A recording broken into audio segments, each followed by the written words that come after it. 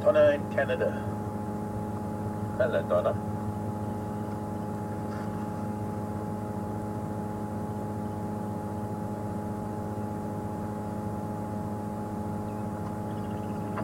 Donna wants to know if there are any animals that mate for life. I think there are a few, but hard to tell whether it is for life unless you follow the lives of certain individuals. There are certainly a lot of animals that are monogamous, but there's always a chance that they could lose a mate and then find a new one. Because it doesn't necessarily mean that if they lose a mate, they're not going to be able to find another one. You've got a raptor coming over. Looks like a kite.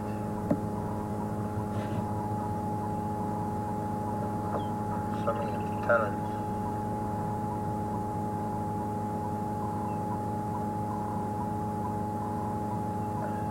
It's something small in its talons.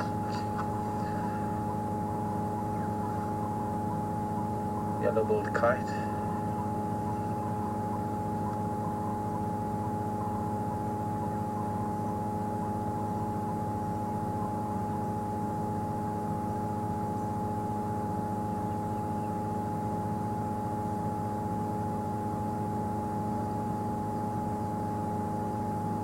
Kites are a little bit of a scavenging bird. They can be very bold, and you often find places through Africa where they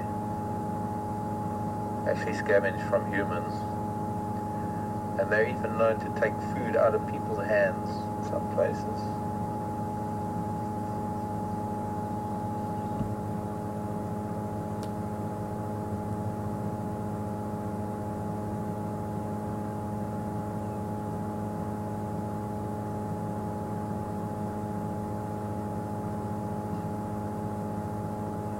Listening to us as well as everything around him. This breeze is making a little bit of noise. He's very well aware of sounds all over. But every now and then those ears turn back to see what we're going to be doing, or to listen to what we're going to be doing. My guess is he's looking for other giraffe, or he could be with other giraffe.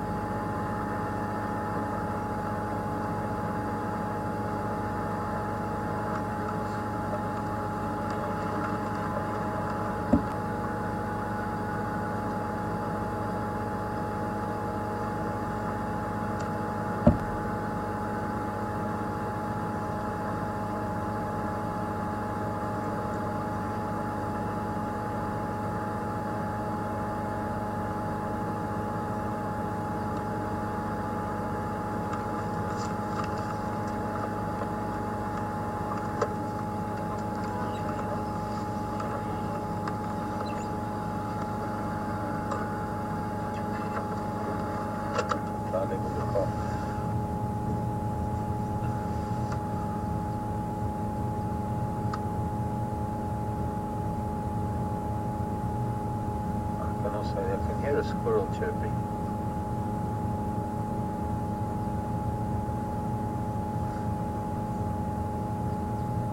You see now, he's also focusing his sound south of us.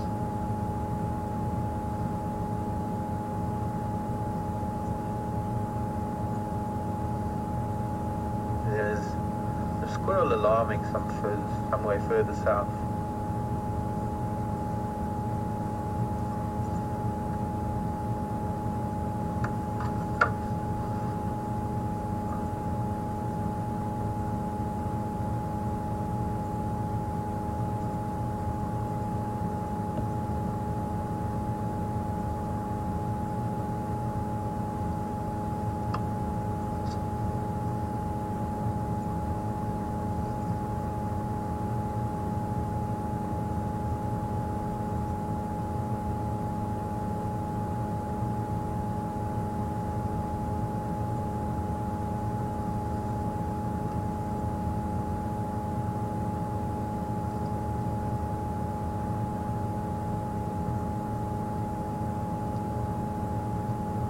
Morning, John, in New York.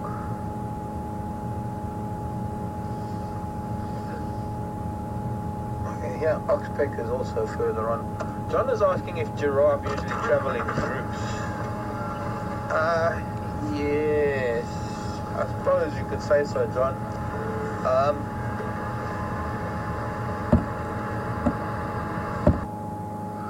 Oh, Jeffrey, hi there. How's Texas today? Tonight?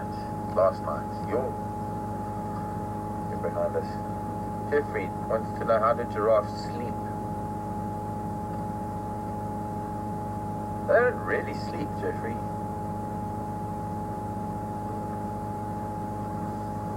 I mean, all the herbivores, especially being prey animals, and a couple of things on the subject, but sleep for them would just be, they would just become targets.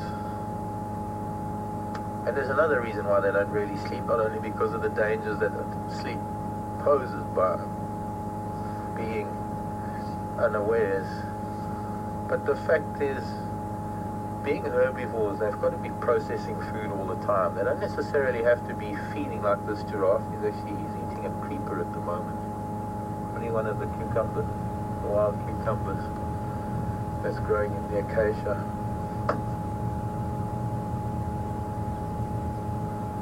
But being a ruminant, they can take time off from actually selecting food. Interesting, he's eating a little bit of wattle. Or he's sniffing around in the wattle. I saw a wattle in flower yesterday, full bloom. Very strange.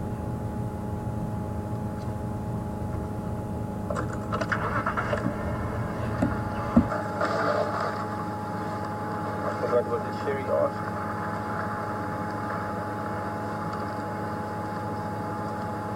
I'll think of it in a minute.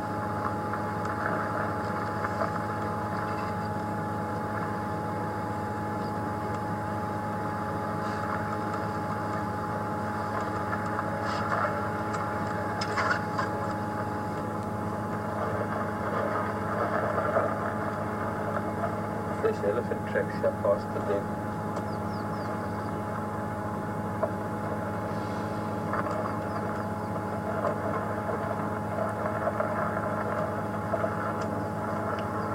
It's okay. Sherry was asking about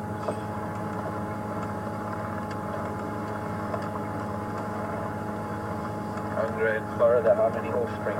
Sherry was asking if giraffe vocalize distress calls. Actually, Sherry, the big difference between distress calls and alarm calls, is this the one of the active dens? Oh, could be. Just inside now. I see there's a shoulder blade there that I haven't seen before. It must have been dug out from inside, perhaps. The scapula of a fairly large animal. That's probably a kudu or a small giraffe or something. Quite a big shoulder blade. Can't see much down the hole. Sherry, there's a difference between an alarm call and distress call. Giraffe do have a, look at this hornbill, this false marula. What are you eating? That's marula fruit.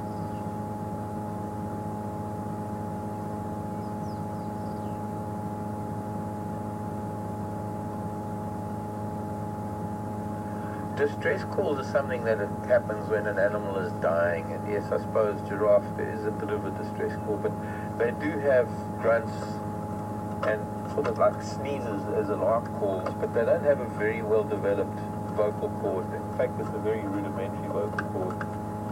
So nothing happening here at the den this morning. We might be a little bit late.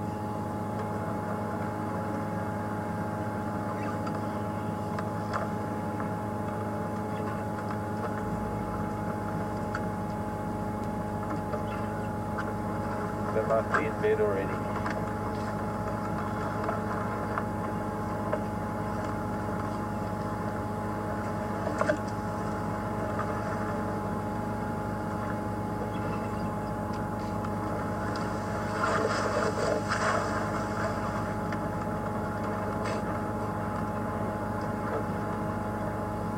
Everybody at the back here.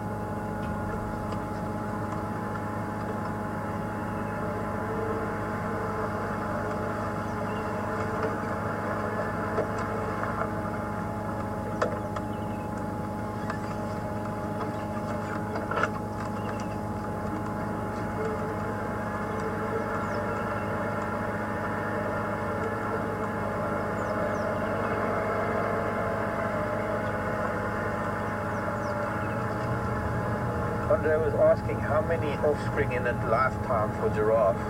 Oh gosh, I don't know. Have to hazard a guess. Andre, maybe 6 or 7. Not sure. I'm gonna go back to Lakewood Road.